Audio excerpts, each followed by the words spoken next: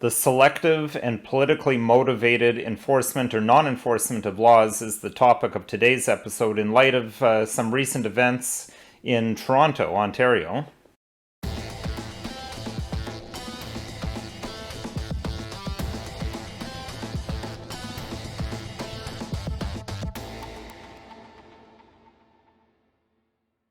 Hello, my name's Nicholas Wansbutter. I'm a lawyer in Stratford, Ontario, Canada, and welcome to Don't Talk TV. So, funnily enough, the last time I said that I was thinking of just posting something to Twitter saying, unfortunately, I can't do an episode this week because I'm too busy with my court schedule, I was talking about selective enforcement. That was episode 39 when Maxime Bernier was charged for the crime of having gatherings with 10, 15, 20 people as he was campaigning in the election. He was ticketed and while the Prime Minister was in Davos meeting all kinds of people where there were Black Lives Matter protests. There was the vigil in London after that family had been driven down. And I pointed out the selective enforcement of the law and pointed out my view that it appears that if you have politically acceptable views or you're breaking the law for a politically acceptable purpose, the law doesn't appear to apply and you won't be charged. Whereas if you don't have the right politics, the full force of the law will come into effect, and now the laws do apply. So, as I say again, I'm in that situation. I was on the verge of not doing an episode this week because I'm so busy, but I thought I would do a quick one in view of some videos and tweets and articles that I've been sent by a number of people wondering why some of the participants at the Pride Parade in Toronto, I think it was this past weekend, why they're not charged with criminal offenses for some of the activities they're doing. I think specifically people were referring to these individuals. I think they're some kind of group of naturalists or nudists. I don't know whether they are LGBT people themselves. Certainly, at the very least, they're what would be called, quote, allies, unquote. They're obviously at the parade. This video provided from the Post-Millennial, thank goodness, has the parts we don't want to see blocked out. But in real life, those parts weren't blurred out. They were on full display. And I had the misfortune of seeing some raw footage on YouTube without any blurring, so I can confirm that fact. And people wonder, why weren't they charged? Well, that's a good question when we look at the criminal code and see just a couple of sections that jump out as being something you would think would apply to people walking around in broad daylight in downtown of a city the size of Toronto like that, especially where there's large numbers of children present. So the first section that comes to mind is section 173 sub 1 of the criminal code, indecent acts. And subsection 1 says, everyone who willfully does an indecent act in a public place in the presence of one or more persons or in any place with the intent to insult or offend any person is guilty of an indictable offense or an offense punishable on summary conviction. Now, people might say, well, they're not doing that.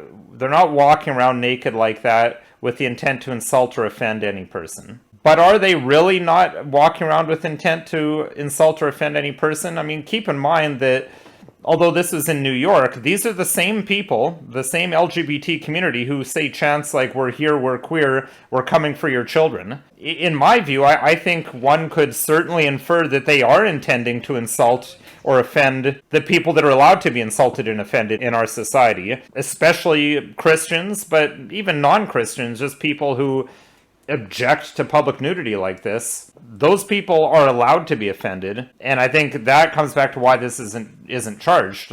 Just look at the section a bit more. Even if we take away the insulting or offending people, it says under subsection 2, every person who in any place for a sexual purpose exposes his or her genital organs to a person who is under the age of 16 years is guilty of an indictable offense with a minimum term of imprisonment of 90 days, or in summary proceedings, a minimum term of imprisonment of 30 days. Now again, I mean, how can we say it's not for a sexual purpose? Sexual purpose is the entire point of Pride Parade. I mean, it's a whole parade where they're talking about who they like to have sex with. I mean, personally, I preferred the days where I was allowed to not care and I don't want to know who people have sex with or who they want to have sex with.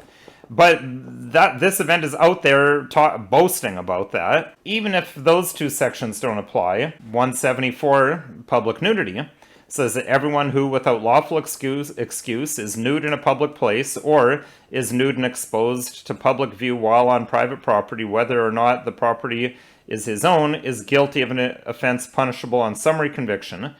And for the purposes of this section, a person is nude who is clad as to offend against public decency or order. Now, unfortunately, I don't have time to throw up the case law on screen as I often like to do, but I can tell you from experience, from having done public nudity cases and indecent exposure cases on a number of occasions, that exposing one's genitals absolutely falls within the test under that section. So we come back to the question I started with, that people are asking, why is no one being charged? Why are the police not laying charges? There are plenty of police there.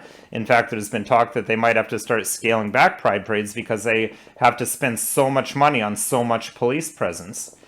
Well, again, as with Maxime Bernier and juxtaposed with the Black Lives Matter protests at the very beginnings of COVID-19 and Mr. Trudeau attending those, it all comes down to whether the political message is considered acceptable by whoever. Obviously, it's not by the average Canadian, at least I don't think so, but by the people in charge and by the people who run our media and the people who run our governments.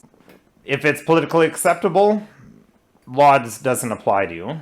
And that appears to be what's happening here. And I mean, this is absolutely not democracy. This is not law and order. Democracy and law and order, principles of fundamental justice in a free and democratic society, would demand that the law is the law, regardless of who's breaking that law.